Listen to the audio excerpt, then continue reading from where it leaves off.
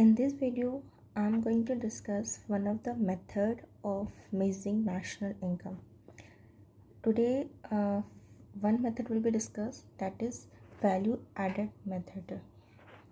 So, value added method.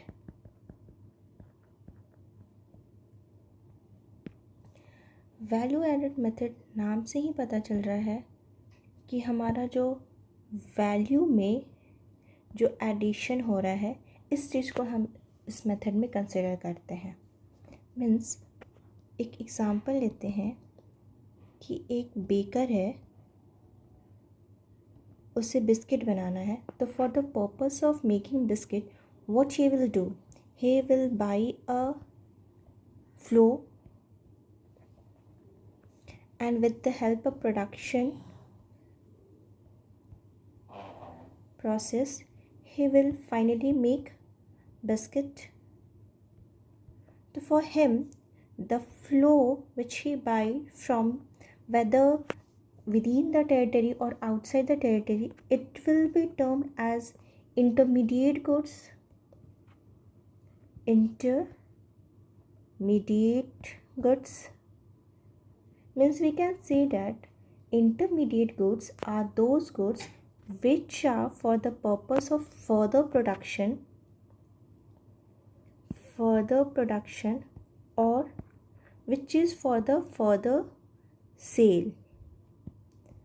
अगर ये तो कंडीशन फुलफिल हो रहा है, वैसा गुड जिसे हम यूज़ करके कोई और प्रोडक्शन करें, कोई और प्रोडक्ट बनाए, या फिर उस गुड्स को हम फर्दर सेल के लिए यूज़ करें, देन दोनों कंडीशन जब फुलफ़िल करता है तो उसको क्या बोलते हैं, इंटरमीडिएट गुड्स। एंड ये जो इंटरमीडिएट गुड्स है, ये जो बेकर है, या तो with in domestic territory by करे, with in domestic territory,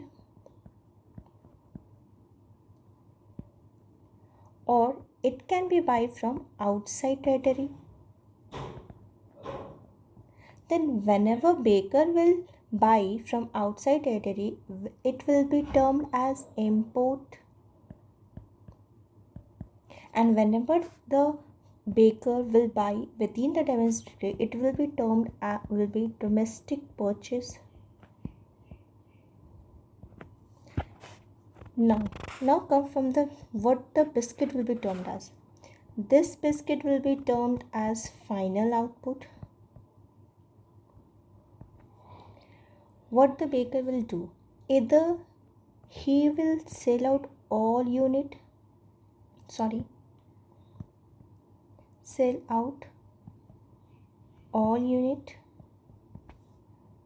or maybe some unit will be left out. Means अगर वो 100 यूनिट बनाया है, ऐसा ज़रूरी तो नहीं है कि 100 का 100 टोटल ही वो सेल आउट कर दे। इट मे हैपन डैट 100 में से 80 सेल हो गए एंड स्टिल अभी 20 बच रहे हैं। जो बच रहे हैं लास्ट में से क्या बोलते हैं, क्लोजिंग स्टॉक। ठीक है, तो सेल आउट ऑल यूनिट और मे सम यूनिट बी लेफ्ट आउट, तो यहाँ पे देखेंगे ये जो सेल करेगा, तो इस सेल को क्या ज़रूरी है कि वो विद इन डोमेस्टिक टेरिटरी में ही सेल करे। The sale can be within territory. इस सेल को क्या बोलेंगे, डोमेस्टिक सेल्स। और it can be outside territory, तो जब आउटसाइड टेरिटरी सेल करेंगे तो इसे क्या बोलेंगे, एक्सपोर्ट। मीन्स यहाँ पे सेल जो है वो दो चीज़ से, domestic sales and export.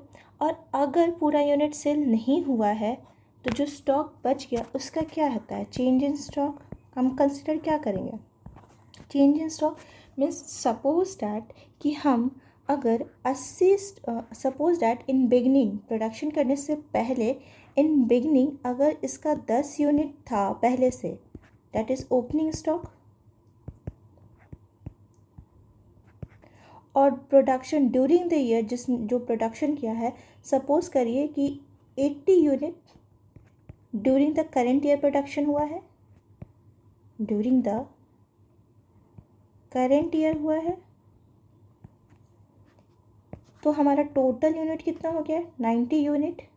And suppose that in 90 unit only 70 unit sold हुआ है, 70 यूनिट सोल्ड, तो रिमेनिंग यूनिट कितना बच गया? 90 माइनस 70, दैट इज 20 यूनिट। तो ईयर के एंड में कितना यूनिट बच गया? तो इसे क्या बोलेंगे? Closing stock. और ईयर के स्टार्टिंग में पहले से कितने यूनिट आ रहे थे? 10 यूनिट ओपनिंग स्टॉक। तो हमारा चेंज इन स्टॉक कितना हो गया? चेंज इन स्टॉक कितना हो गया? Closing stock minus opening stock, 20 minus 10। अगर मैं टू फास्ट हूँ then please please please tell me in the comment section. Okay, तो चेंज इन स्टॉक क्या हो गया? 10 हो गया। तो ये जो 10 है ये भी तो फाइनल आउटपुट है। तो जब हम फाइनल आउटपुट कैलकुलेट करेंगे, अभी आगे देखेंगे स्टेप वाइज स्टेप, तो इतना तो समझ में आ रहा है कि ये चेंज इन स्टॉक भी कंसिडर करेंगे। ठीक है, तो पहले हम फॉर्मूला देखते हैं वैल्यू एडेड मेथड से। ये हमारा छोटा सा कॉन्सेप्ट हुआ। ओके, इंटरमीडिएट कंजप्शन को भी लेके वैसे ही होगा, इम्पोर्ट एंड डोमेस्टिक परचेस। ठीक है, आगे देखते हैं। सबसे पहले समझते हैं, जो हम पढ़ रहे हैं ये नेशनल इनकम मेज़र करने का मेथड, तो इतना तो समझ में आ रहा है कि यहाँ पे हम जो भी करें लास्टली हमें जाना कहाँ है कि नेशनल इनकम क्या आएगा हमारा। ठीक है, तो हम जानते हैं कि नेशनल इनकम को हम कैसे लिख सकते हैं? नेशनल इनकम को कैसे लिखते हैं? N P at factor cost. Okay, तो हमें अल्टीमेटली किसी भी मेथड से कहाँ पहुँचना है? नेशनल इनकम पे, means N P at F C. And आप किसी भी मेथड से करिए, whether it is value added method, whether it is income method, whether it is expenditure method, सारे से जो आंसर आएगा नेशनल इनकम का वो क्या आएगा? सेम आएगा। इतना समझ में आ रहा है? ठीक है, तो वैल्यू एडेड मेथड में या तो हम इसे ग्रॉस वैल्यू एडेड मेथड बोले या फिर वैल्यू एडेड मेथड बोले, दोनों बात एक ही होता है। ठीक है, तो स्टेप 1 में क्या करेंगे? स्टेप 1 में पहले तो हम फॉर्मूला लिख लेते हैं कि निकालते कैसे हैं। तो ग्रॉस वैल्यू एडेड और वैल्यू एडेड कैसे निकालेंगे? जो भी हमारा आउटपुट आया, वैल्यू ऑफ आउटपुट आया जो बना, that is biscuit, value of output bracket में मैं लिख देती हूँ for the sake of convenience biscuit. Okay, less करेंगे इंटरमीडिएट कंजम्पशन, इंटरमीडिएट जिसके थ्रू, जिसके हेल्प से, वैसे गुड्स के हेल्प से जिससे हम बिस्किट बनाएं। ठीक है, इंटरमीडिएट कंजम्पशन। ओके, जो एग्जांपल मैंने बताया था उसमें लिखती हूँ फ्लो, ताकि यहाँ पे आपको समझ में आए। ओके, स्टेप 1 आपका फॉर्मूला हो गया।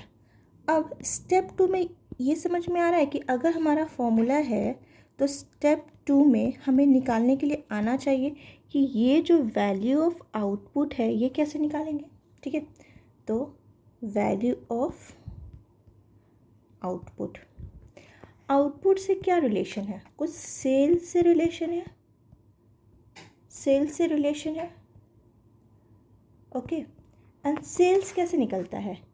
या तो डोमेस्टिकली भी आप सेल कर सकते हो, डैट इज़ डोमेस्टिक सेल्स, या फिर आप बाहर भी सेल कर सकते हो, डैट इज़ एक्सपोर्ट। ठीक है, प्लस हम बताए थे कि जो हमारा स्टॉक बच गया वो भी तो हमारा, कुछ बिस्किट्स लास्ट ईयर में, ईयर के एंड में कुछ बच गया, तो वो भी तो वैल्यू ऑफ आउटपुट के पार्ट ही बनेंगे, that is change in stock will be also considered. ठीक है, तो हम लिख सकते हैं hence value of output is equal to domestic sales plus export plus change in stock. And change in stock कैसे निकालते हैं? Closing stock minus opening stock. ठीक है, तो यहाँ पे ये जो डोमेस्टिक सेल्स प्लस एक्सपोर्ट है ये क्या हुआ, सेल्स हुआ। इट मीन्स अगर क्वेश्चन में आपको सेल्स दे रहा है एंड एक्सपोर्ट भी दे रहा है तो क्या आप दोनों को कंसिडर करोगे, क्योंकि ये दोनों ऐड करके ही तो सेल्स आया।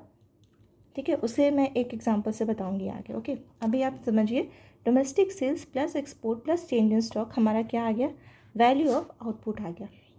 स्टेप 3 ये हमने निकाल लिया। जीवी निकालने के लिए ऐसा है कि बस ये जानेंगे तो आ जाएगा नहीं, फॉर दिस हमें इंटरमीडिएट कंजम्पशन भी निकालना पड़ेगा। Let's see how. सेकेंड,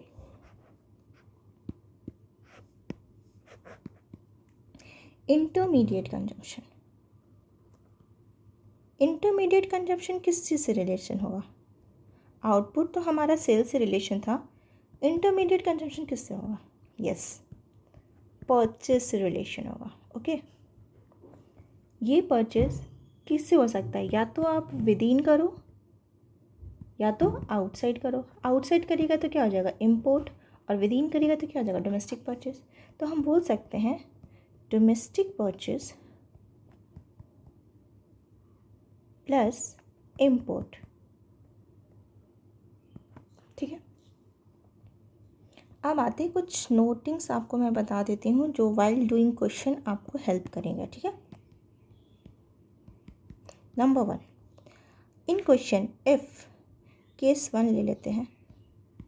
ठीक है, सेल्स दिया हुआ है 800, एक्सपोर्ट दिया हुआ है 100, तो हमारा वैल्यू ऑफ आउटपुट क्या होगा,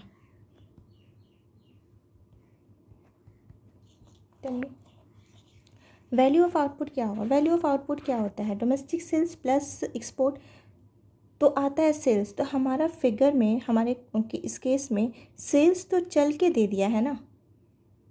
ठीक है, और एक्सपोर्ट दिया हुआ है, तो ये जो सेल्स दिया हुआ है 800, इस 800 में ये 100 फिगर तो इंक्लूसिव है ना, इंक्लूडेड है ना। तो हम फिर से अगर इसको 100 लेंगे तो 100 दो बार इंक्लूड हो जाएगा, डबल काउंटिंग का प्रॉब्लम हो जाएगा, डबल अकाउंटिंग का।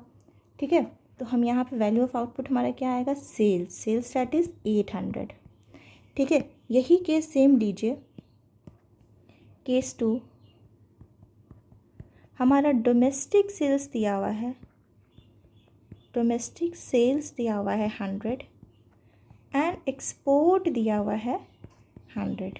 इस केस में वैल्यू ऑफ आउटपुट क्या हो जाएगा,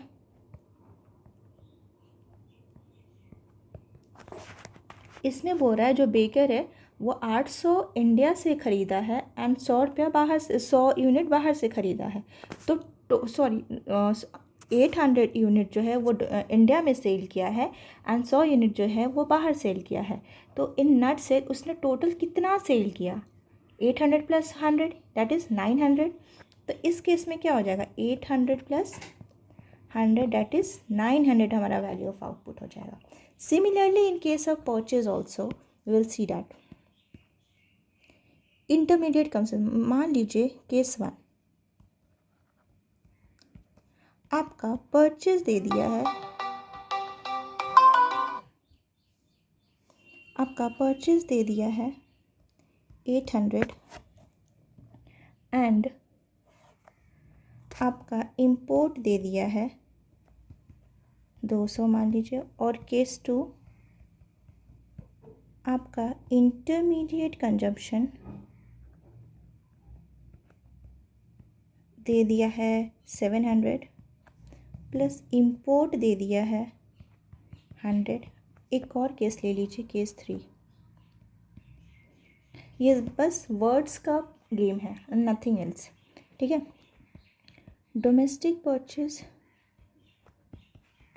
परचेज दे दिया है आपका 600 एंड इंपोर्ट दे दिया है आपका 200। ओके, एक और केस ले लेते हैं, केस 4 आपका परचेज दे दिया है 200 एंड इंपोर्ट दे दिया है 400 ले लेते हैं। ठीक है, सारे केस में हमारा निकालना है वैल्यू ऑफ इंटरमीडिएट कंजम्पशन।